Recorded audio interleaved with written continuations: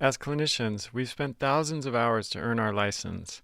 Those thousands of hours included everything from learning the basics of anatomy and physiology to determining which test, drug, and procedure to use for almost any condition.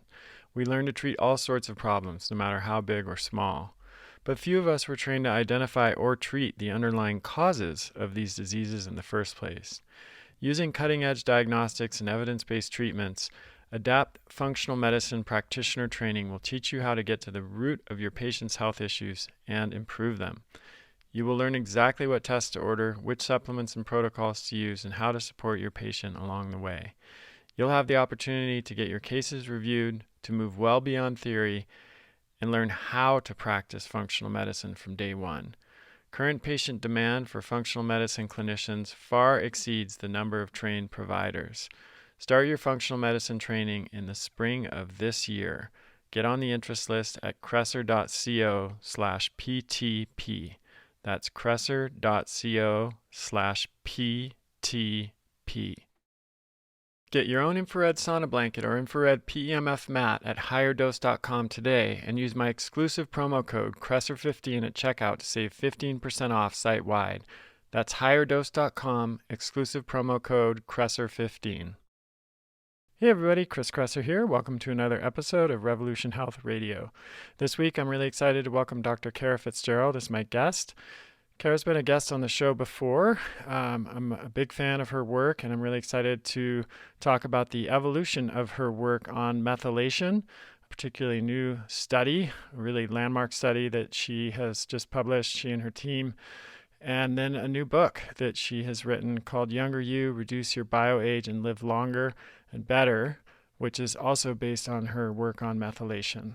So Dr. Fitzgerald's the first ever recipient of the 2018 Emerging Leadership Award from the Personalized Lifestyle Medicine Institute in recognition of her work on DNA methylation.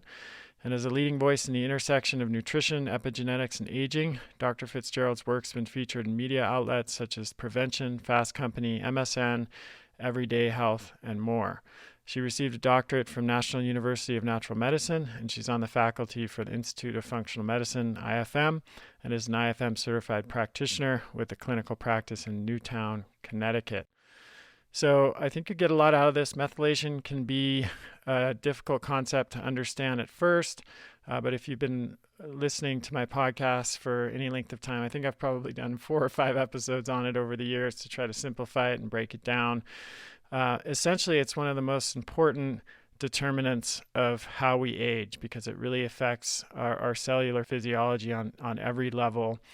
And understanding the impact that methylation has and the diet, behavior, and lifestyle inputs that affect methylation is one of the keys to extending our health span and making sure that we age in a graceful way and just really can enjoy our health and well-being as we get older. So I think you'll get a lot out of this episode, and I'm looking forward to diving in. Let's get started. Dr. Fitzgerald, Kara, it's great to have you on the show again. Yeah, it's great to be here. Thanks for having me. So we're going to talk a lot about everybody's favorite complex topic, methylation. I think I've done probably 5 or 6 shows on it over the years, and if you've been on the show as well. We're going to break it down and make it really simple for people to understand because it's such an Sure. important thing to understand if you're interested in living a long and healthy life, which I would venture to guess almost everybody that's listening to the show is interested in. So if we can get past the complexity on the surface of it, I think everyone's going to find this really fascinating and important information. And I want to talk about the new study you published, a landmark study, really exciting results there, and then of course your new book, Younger You, which seems to me, correct me if I'm wrong, but really kind of the culmination of a lot of your work on methylation and aging over the last several years. Yeah. So yeah, why don't we jump in first just with why now? Why is this important? We know that life expectancy is actually declining for the first Yeah. time since we've measured it, and health span, and we can talk about these terms and break them down, is also declining. So it's not just a question of how long we live, but if we if we live till 80, but we spend the last 15 years of that time in a wheelchair or bedridden, that's not a win, right? No, You know, yeah, and so yeah, tell us, what inspired you to do this study and write this book? it's definitely not a win, Chris. I feel incredibly passionate about that because our statistics are so dismal. Oh God, we do. We spend the last 16 plus years with significant illness, multiple significant illnesses.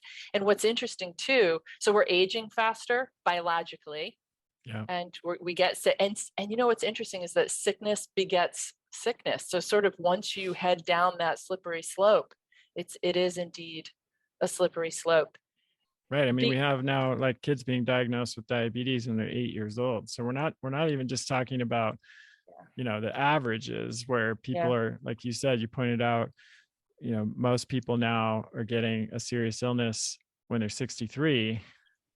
But in fact, obesity and conditions like diabetes are yes, affecting kids who are 8 years old yes, yes, now. yes, yes, that's right.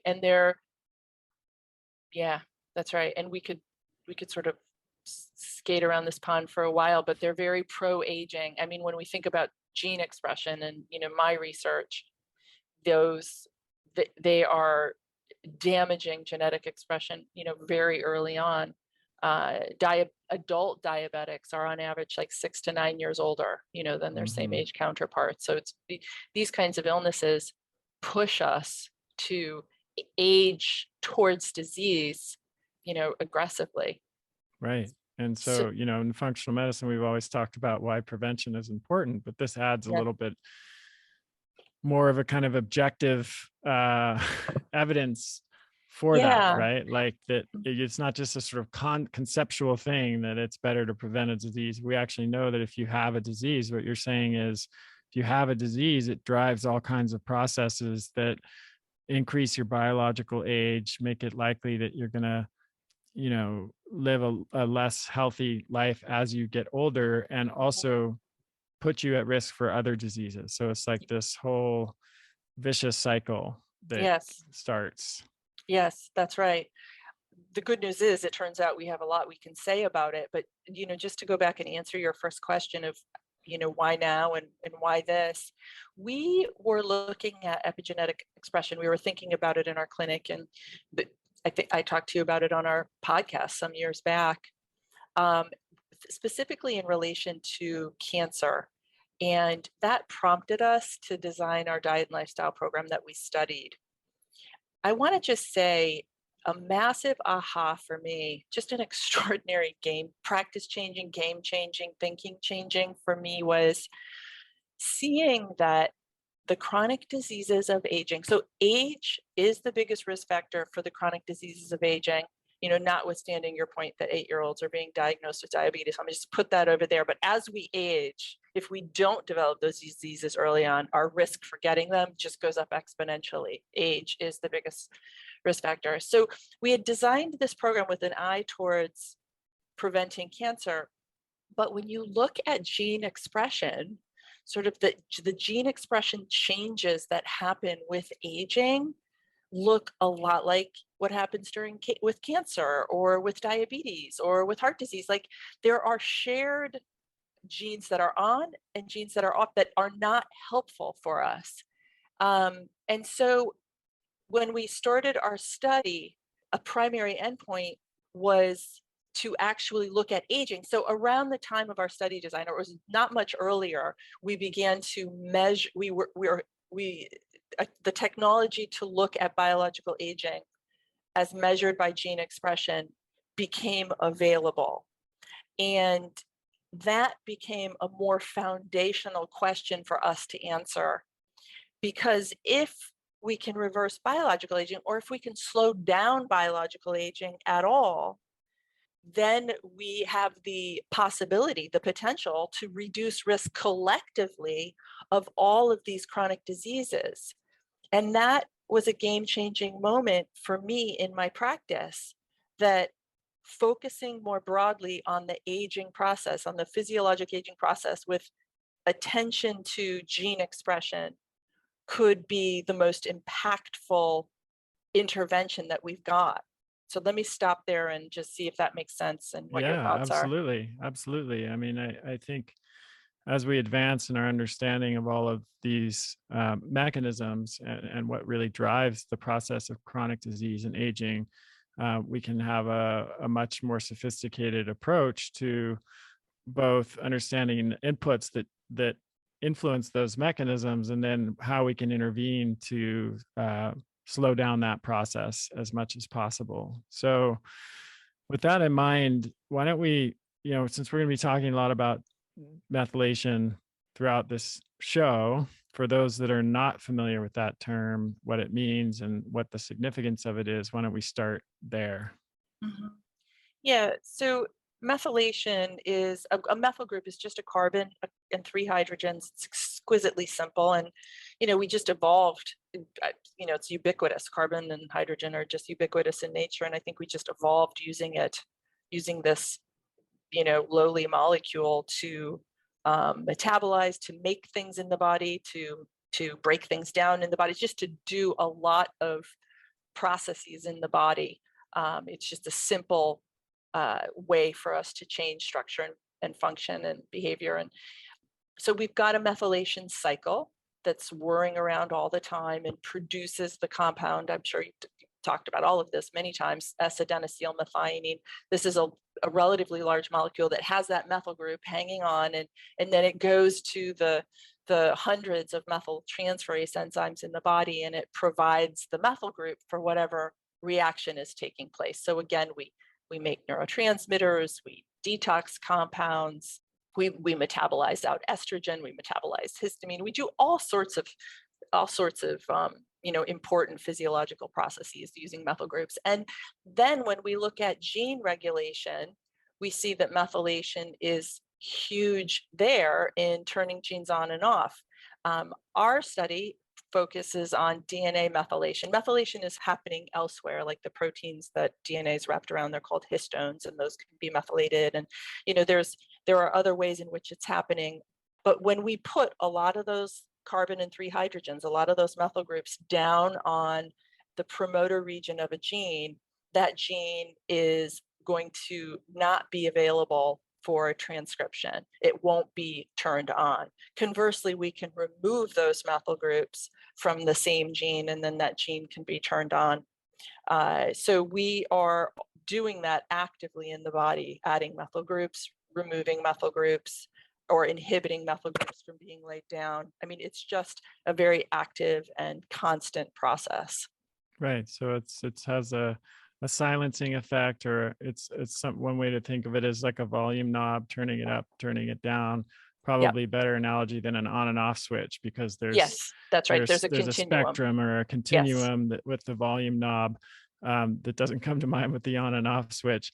I want to kind of just make this even simpler for some folks to understand using some more famous examples of the impact of epigenetics, and which is driven in part by methylation. Like the Dutch winter hunger cohort is a great example that I've talked about before, where you had the Dutch during World War II, there was a blockade by the Nazis, and the average calorie intake, I think it dropped to something like 1,300 calories a day. I don't remember the exact calories. And babies that were born during that period ended up later in life having all kinds of health problems. They had higher rates of obesity, diabetes, because certain epigenetic switches got turned on during that period of famine, and when they were in utero, that caused their bodies to want to conserve calories. I mean, it makes sense, right? If you were born in a period of starvation or food scarcity, it would be evolutionarily advantageous to then be born into that world with a mechanism for aggressively storing calories as much as you could. And this is just one example of how methylation and epigenetic changes can manifest in our lives. That's not a genetic change that happened there. It was not an alteration of the underlying genes. Those were environmental circumstances that used that volume knob to turn things up or turn things down, and then affected children that were born during that period for their entire lifespan, not just during the first couple of years of life, but during their entire lifespan. So just an And indication of how important this is. and subsequent generations. Generations. Yeah. We Yes. know that So these there's a epigenetic heritable changes can component. be passed down Yeah. among at least two, if not more Yes. generations we're seeing in many of these studies. So just to, wanted to give people a kind of practical example of how this really manifests in our lives. Can I give a couple more that I think are Please. pretty Yeah, let's interesting? do that. So embryogenesis, the fate of those pluripotent stem cells is determined via methylation. So your eye cell has a certain methylation pattern, and that's actually going to be sustained. Like your skin cells aren't going to randomly turn into liver cells, and eye cell won't become a heart cell, and so forth. So some methylation pattern. So on that continuum we talked about earlier, some are very rigorously preserved over time. So embryogenesis is a time of very active methylation and demethylation. Interestingly, I podcasted with David Sinclair a few years ago, and he said that, in his opinion, aging, where things really kind of break down, but they do so in a somewhat predictable way, is as robust a zone of methylation change as is embryogenesis. So I think it's a interesting parallel to draw. But yeah, so methylation plays a broad and extremely important role in gene expression. There are also lots of studies, as you know, that show how exposure to toxins, causes epigenetic changes that can be then heritable through at least two generations, if not more. Yes. This is a pretty robust area of research, and Yes. it's actually also one of the ways that we learn that there's a lot more to toxicity than just acute, toxicity. Like Yes. there, even still in some areas of medicine, the idea is you can't have mercury toxicity or lead toxicity unless you have poisoning, Right. essentially. And there's no Right. such thing as, a chronic toxicity that's caused by exposure to lower levels of those toxins. But one of the ways that we discovered that that's not true, and that yes, you absolutely can have chronic toxicity from lower levels of exposures through these epigenetic mechanisms and changes caused to methylation by just the dental amalgams, for example, and the vapor that are Mhm. released from dental amalgams, or being exposed to lower levels of lead in water that aren't enough to cause poisoning, but or arsenic, from certain foods that you might eat. And so there's so many ways that this practically affects us on a day-to-day basis. I just think it's Yes. really important for people to understand that, because it can get very complex, when you start talking about the individual cellular mechanisms. Now more than ever, we need our immune systems to be firing on all cylinders. And as you probably know, vitamin C is one of the most important nutrients for proper immune function. Sadly, most people don't get enough vitamin C in their diet. And while some do take multivitamins with C or individual vitamin C supplements, those aren't always a great choice either. Many vitamin C supplements contain synthetic forms of vitamin C. GMOs. Most vitamin C in pills is made from GMO corn syrup. Sugar, toxic fillers and flow agents, which can cause inflammation and gut issues, and allergens like soy, corn, or food coloring. This is why I recommend whole food forms of vitamin C, which contain the full spectrum of vitamin C activity without GMOs or other junk. And my favorite whole food vitamin C product is Essential C from Paleo Valley. I love that Paleo Valley is dedicated to using the highest quality ingredients. All of their products are ethically sourced, grain-free, soy-free, dairy-free, non-GMO, and contain nothing synthetic. And their Essential C complex is no different. It's made with 3 of the most potent vitamin C-rich superfoods on the planet, one of which is 120 times more potent than an orange. Nothing synthetic, no weird questionable ingredients, just whole food. So you can be confident you're feeding your immune system what it needs to stay strong through whatever 2022 holds. And right now they're offering my community an exclusive 15% off discount. I've been working with the team at Paleo Valley for a long time, and I can tell you this is the biggest discount they ever offer, and it's only available for a limited time.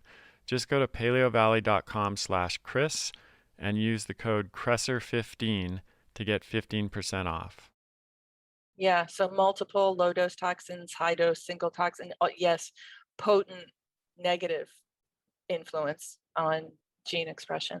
Right. And we know that different doses of the toxin can produce totally different effects and sometimes opposite effects, which was very Yes. confusing for toxicity researchers early on, where, they would be looking at, they knew what acute lead poisoning, what effects that caused. And so when they started studying lower levels of lead exposure, they were just looking for lower amounts of those effects, and they Yeah. missed the other effects that were happening as a result of low levels of that exposure. So let's talk a little bit more about your study now that Mhm. people have a kind of general idea of methylation and why it's so important.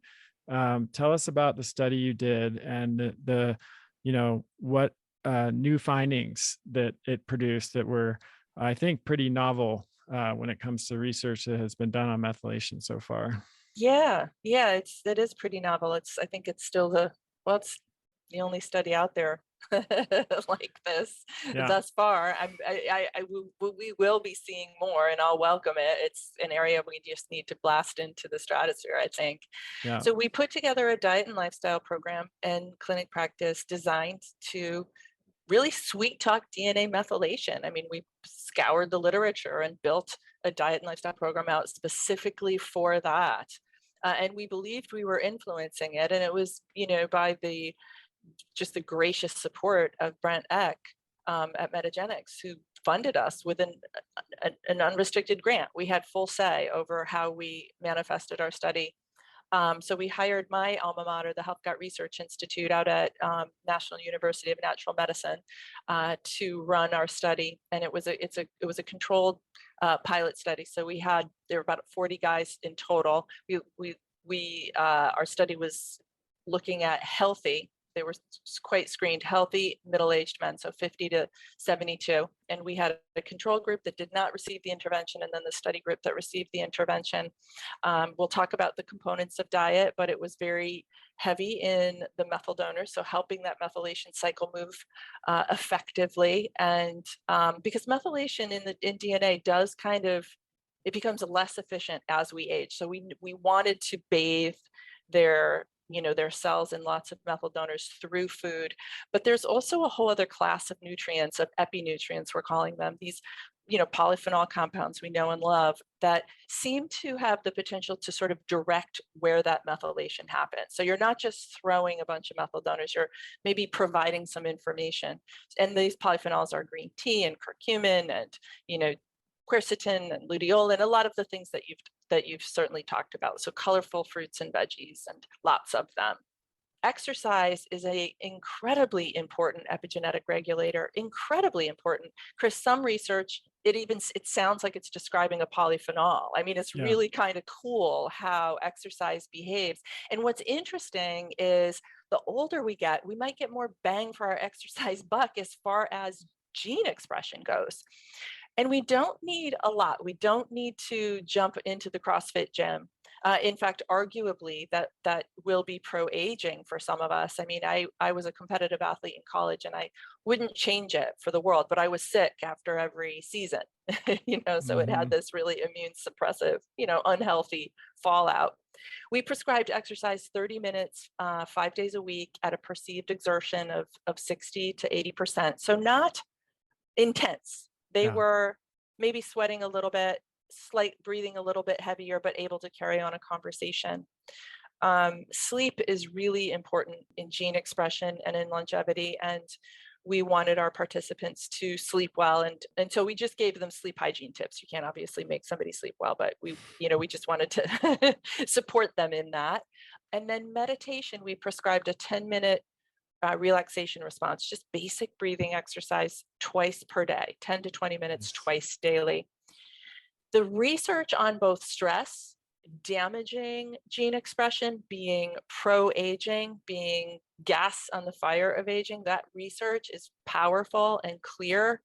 And conversely, like exercise, meditating is very favorable for gene expression. One meditation experience can have some favorable changes, and experienced meditators are biologically younger. It's really interesting. So I want people Oh, and then let me actually say we used a greens powder. So again, more of those really amazing phytochemicals that I think support good gene expression, a greens powder twice a day. And then we gave Lactobacillus plantarum, a probiotic that may support, well, it'll support a healthy gut microbiome, which is again, also very important, and may specifically help production of microbial folate. So let me stop there. Oh, should I give the findings or do you want to? Yeah, I mean, that's a lot. And it's cool because I think, one of my frustrations with a lot of research is the whole RCT design, randomized controlled trial, which of course it has benefits and there are pluses, but there are also minuses because the way of designing research is predicated on the idea that a pill of some sort is going to be the answer for every every problem that we might study. Whereas this is, really what you did is much more of a multifaceted intervention, right? With Yeah. diet changes, stress management, sleep hygiene tips, and more. And to me, that reflects more of what we are really going for. If you're using lifestyle medicine and a holistic approach to health, we're not Yes. just trying to find what is the impact of a isolated chemical, versus the Yes. placebo. And so, I mean, that's one thing that stands out to me about this research. And one of my kind of pet peeves when someone says, I only, we can only look at Right. randomized controlled trials, placebo controlled randomized controlled trials. And I'm like, okay, well, I guess you're only going to be considering medication as the answer for every problem that we might have in terms of human health. So Or you're going to look at a supplement through the medication lens and sort of reduce it basically to a exactly, drug. to a Yeah. single nutrient. Yeah. So kudos to you for doing that. And yeah, I would love to hear what were the results of this, multifaceted intervention.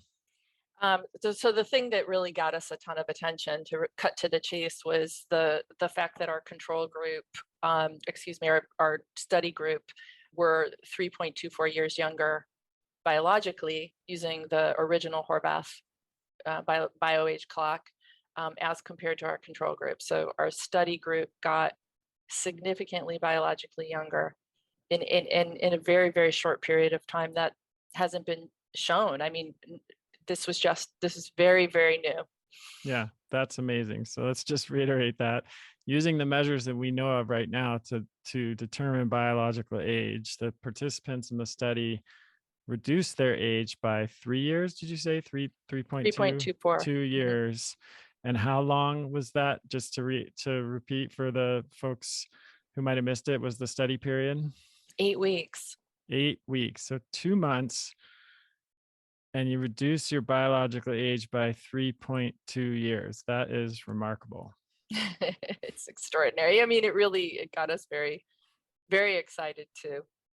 And we're embarking on our next studies now that Yeah. we can talk about Makes you later. wonder what might happen in 6 months or a Right. year or two Yeah. years. Yeah, absolutely. It's really exciting. Or what will happen with people who've got diabetes or cardiovascular disease. These were healthy guys. I Yeah. mean, they were not on medications. They didn't have hypertension. I mean, it took us a long time to run the study because we did some, pretty hefty screening.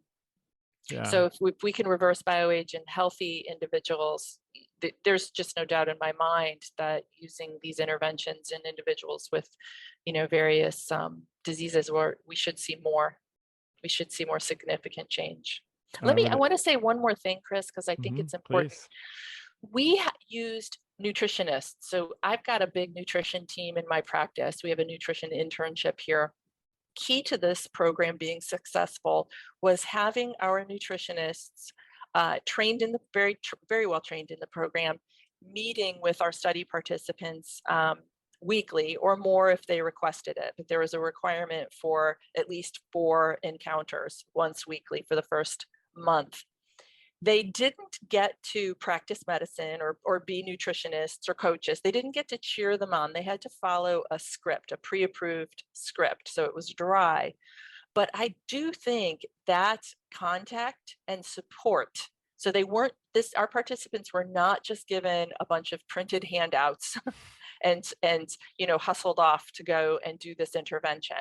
They were supported every stage of the way with our nutritionists, and I'm sure that that is a big deal. My co-PI, Ryan Bradley at Health Gut Institute, said to me early in the study, I love saying this because I just think it's so funny, that he would be paying attention to our intervention. He would be studying us administering this intervention because of its complexity and the fact that these kinds of studies are difficult to pull off. So he was studying us, and we did it because of the nutritionists. I'm sure that was Yeah. impactful. Yeah. I mean, you're preaching to the choir there with Yeah. our health coach training program and practitioner program. I'm a huge believer in that as well. And just, there's lots and lots of studies, as you know, Kara, that just have looked at the impact of that kind of support alone, where they've, randomized people to two groups, and in one group, and both are receiving sham treatments, but the only difference is the affect of the practitioner. There's where the doctor comes in and is really brusque and doesn't really give the patient the time of day and walks out. And then the other group, there's a much more caring and kind interaction. They're both receiving either a placebo, and in some cases even a sham surgery. They've done trials like that, and not surprisingly, the ones who have a more considerate, empathetic connection with the provider get much better results. I mean, this is how we're wired as human beings, and we need that kind of support and interaction. And it's not just kind of a luxury or Yeah. some kind of touchy-feely thing. That's another issue with the way that trials are often designed, right? Is they don't account for that. They're trying to eliminate all of that, Yes. all of those parts of medicine, and just focus on the impact of the isolated chemical on the body, which is a huge mistake. And I think I totally agree with, that's the right approach. And that's actually what we need to be building into clinical interactions even more, so that people have that support in between appointments and can actually be successful in making Yes. those changes. Yeah. Yeah. I mean, nutrition studies are notoriously horrible. I mean, you Yeah. just can't give somebody a program and say, okay, go do it. I mean, that's just, it's just a recipe for failure. I mean, I absolutely agree in everything that you're saying. Yeah. Yeah. Cool. Well, that is really a groundbreaking study. Tell us a little bit about what you may or may not be able to talk about it, but what's next on the research Yeah, side? no, I can definitely talk about it. So we've built out a digital platform that houses the whole program, um, that people can access now. Just go to youngeryouprogram.com, and the book is there. And then the program, which we're calling 3YY, 3 years younger, is just, there's a link in just below the book. One arm of the digital platform, you can just go and do as you wish. Actually, let me say that the structure of the study is built out in this. So everything that you need, including our nutritionists, these really amazing human beings, are there and part of the program. So you'll continue to get those touch points with the nutritionists who were either in the study or trained by those who ran our study. You'll get the supplements that we used, and you'll also get biological age, baseline biological age, and then biological age at the end. We have a biological age subjective assessment too, which you can get at the website. And that's kind of a fun self-test that you can administer. It's not validated. We designed it with a lot of attention, but it hasn't been validated, but that can be a fun and free starting point. So you can just go and do the app as you wish, or you can choose the research arm, and you just have to fill out the various forms, sign your name and the dotted line that you understand what you're doing, and that you'll allow us access to your anonymized data. And we'll continue to study it. We are not defining the population. Anybody can participate. It is a high oxalate diet, so if you're a stone former, you need to get pre-approval from your physician. But I think that would be the only issue, and probably not for many of us. And then we'll continue to look at it, and as long as we have good sized numbers, which we will over time, we'll be able to look at, younger population. We'll be able to look at people with different conditions. We'll, of course, be able to look at women and different ages. And we'll, be able to look at the influence of the diet through the lens of, what supplements people might be taking, because we're not going to control for certain things. So it'll Well, just be cool for us to go through that data. Yeah. yeah, and now we have the capacity now for the first time in human history to collect these data and then really, make sense of them.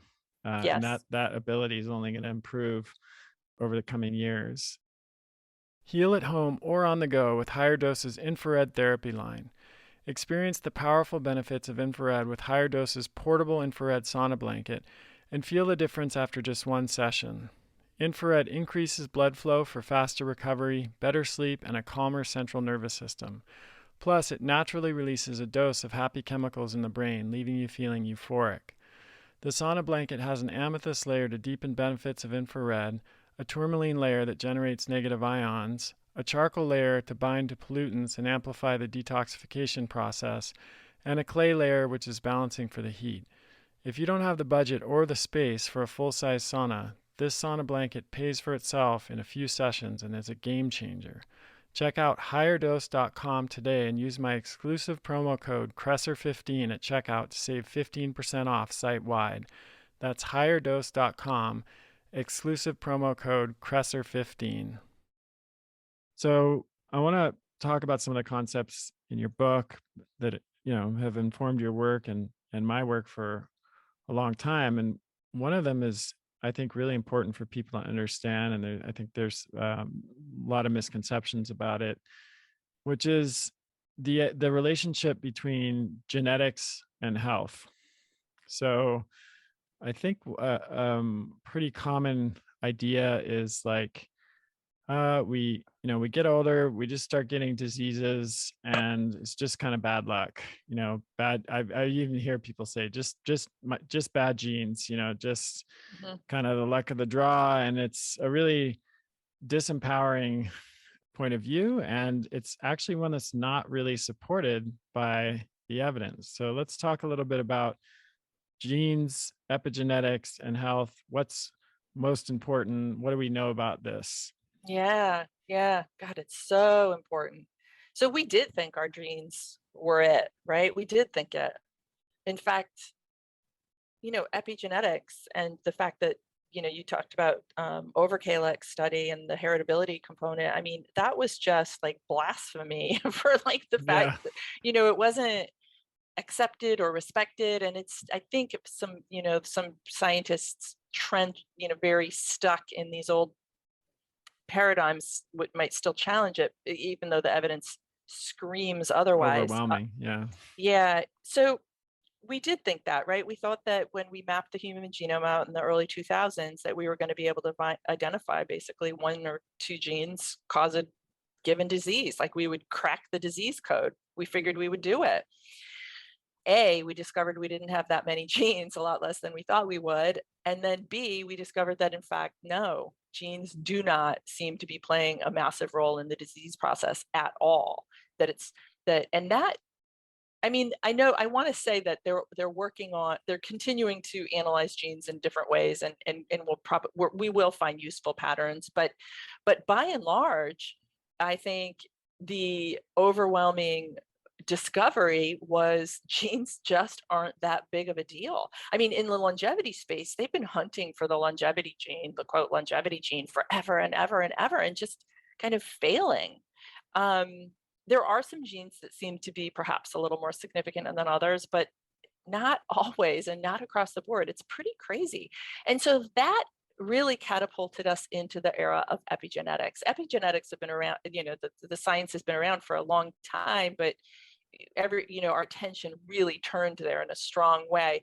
So it's not about the gene, it's about the regulation of the gene, that interface between the genetic material and environment. So it turns out that how we live, who we are, what we're thinking, what we're eating, what we're being, doing, saying, all of that has potent impact. I mean, we were just so wrong about it. It's amazing.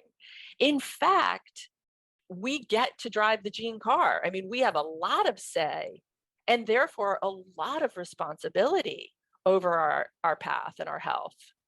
Right. This is sort of good news, bad news. I think it's mostly Yeah. good news, but Yeah.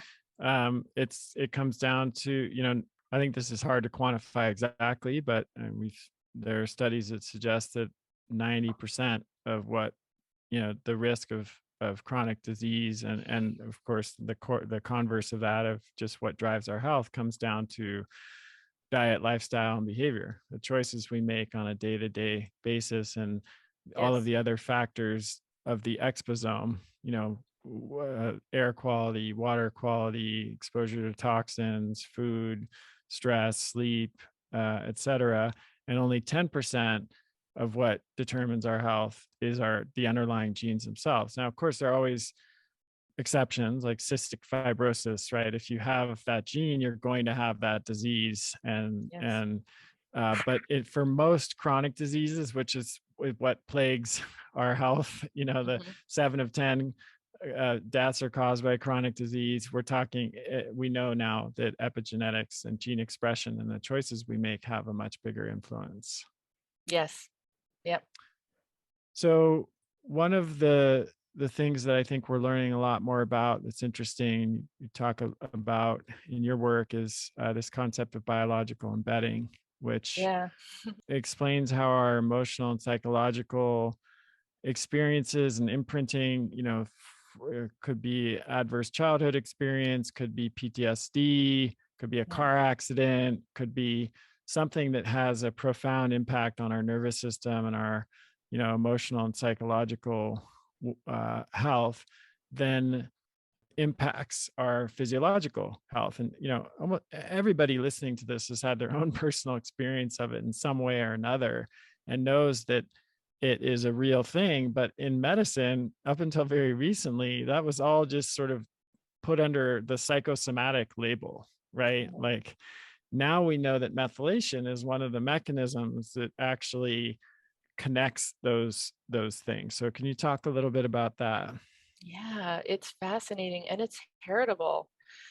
It's the translation of psychic experience into biochemical marks that then turn genes on and off. I mean, that's basically it. Our psychic experience translated into biochemical marks. It's like photosynthesis or Mm-hmm. something. Mm-hmm. It's just so extraordinary. So our thoughts become biochemistry, and influence gene expression, um, or our experiences. But I guess the other piece that, or not, I guess, extraordinarily, we can inherit this through Yeah. generations, and it will dictate our stress response. How some of us we could have the same experience and have a very different response to it, emotional, sort of physical response to an experience. One person may have a lot of resilience, one person may not. And the individual who doesn't has less methyl groups on the glucocorticoid system, so they're going to just Mm-hmm. be dumping out stress hormones more quickly.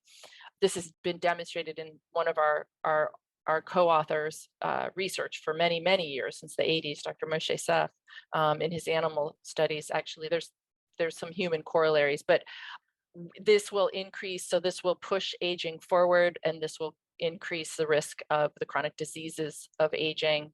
We can see difficult experiences, hypermethylating important feel-good hormones or hormone receptors, or I should say the genes of these hormones like oxytocin, and that can be associated with depression, including postpartum depression. We can see far-reaching influence from our psychic experience on genetic expression. We have not done a good job in studying what resilience looks like. I mean, and we have to. One of the very interesting things, Moshe Sev has been on my podcast. He's just a brilliant epigeneticist, and has been in this arena a long time. He's looked at, the influence of experience in orphanages, or he's looked at, the experience of Holocaust survivors in subsequent generations. And his belief is that we will be able to take like a methylation fingerprint, if you will, of an infant or even in utero, and shift those patterns before they become significant, before they play out. I mean, think about that. Think about getting in there. And so one of the areas that he looked at, he was a part of the Project Ice Storm out of Quebec, where there was a bad weather event. I think it lasted a couple of weeks. Women who were pregnant gave birth to kids who had higher rates of autism, higher rates of asthma because of the stress. And it was either the emotional stress or the physical stress or both. It didn't matter, is the point. But his thinking is that we will arrive at a place where we can tweak methylation patterns before they're even an issue, before the kid has to go through it, or spend endless time in therapy, or whatever kind of journey that they need to take, that we'll be able to turn it around. So I think the possibility of where we're heading could be extraordinary.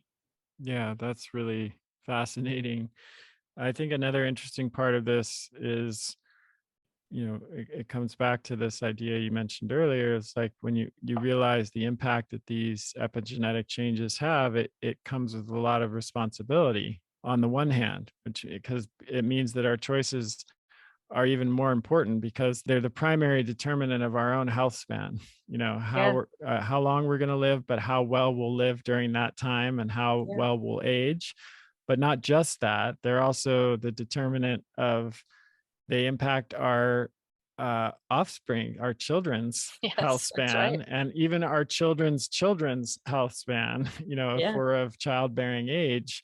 So that's another reason to consider that. So yes, there's a lot of responsibility there. On the other hand, I think it has an effect of lessening the guilt, blame, and shame that some people feel who struggle with things like anxiety or depression yes, or yes, difficulties with mental or behavioral health in any way, because often those problems come with that added layer of, this is my fault, there's something wrong with me, there's something I'm not doing right, this is why I feel this way. But in reality, there's a large part of that is something that was inherited, epigenetic patterns that started with your parents or even grandparents, and essentially the impacts of some trauma mhm, that are passed down among generations, that you have essentially, your nervous system received that imprint. So yeah, you were starting from that place. And that, again, it doesn't, the intention here is not to shift people into a victim mentality. It's the opposite. But it's to also help us to understand that we're part of an ecosystem, mhm, and we're subject to a lot of influences, some of which we have control over and some of which we don't. And that, when I explain things like to patients, my hope is that softens that guilt, blame, and shame layer, because that's often what prevents people from taking effective action, because they get stuck in that yeah, cycle of blame and self-recrimination. Whereas if they see it as something that wasn't all they're doing, then they can mobilize to take the right actions in the present moment, to move to a healthier place. And I think that's a really important piece.